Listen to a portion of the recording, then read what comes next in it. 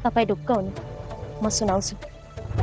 पहिला तपाईँ भन्नु न, किन लड्नुहुन्न कानुनी लडाइँ म विरुद्ध? आफूमाथि परेको अन्याय विरुद्ध लड्न डराएर तपाईँ किन भाग्न खोज्दै हुनुहुन्छ? म भागेको होइन। तपाईँको ठाउँमा अरू कोही भएको भए अवश्य लड्थेँ, तर तपाईँको विरुद्धमा लड्नु छैन। किन लड्नु छैन? म माथि दया गर्न खोज्नु भएको? दया होइन, माया गर्थेँ म तपाईँलाई।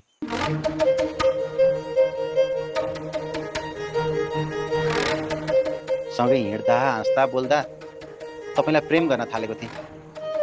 तपाईँसँग बिहे गर्ने सपना देख्न थालेको थिएँ।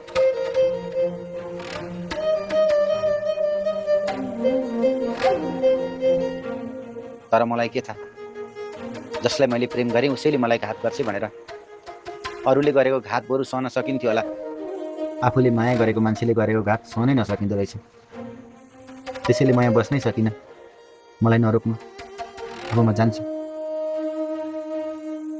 जानु, म तपाईँलाई रोक्दिनँ, किनकि म तपाईँसँग प्रेम गर्दिनँ। सायद तपाईँ मेरो लागि प्रेम गर्न लायकै हुनुहुन्थेन,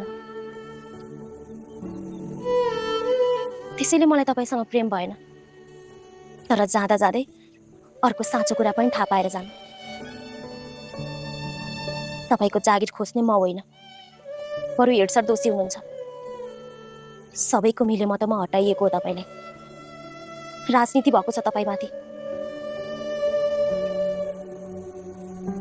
अब यति जान्दा जान्दै आफू विरुद्ध भएको अपमान सहेर जानुहुन्छ भने जानु, तर अन्याय विरुद्ध लडेर आफ्नो जागिर फिर्ता लिन्छु भन्ने साहस जुटाउनुहुन्छ भने म पनि तपाईँको लडाइँमा साथ दिन्छु।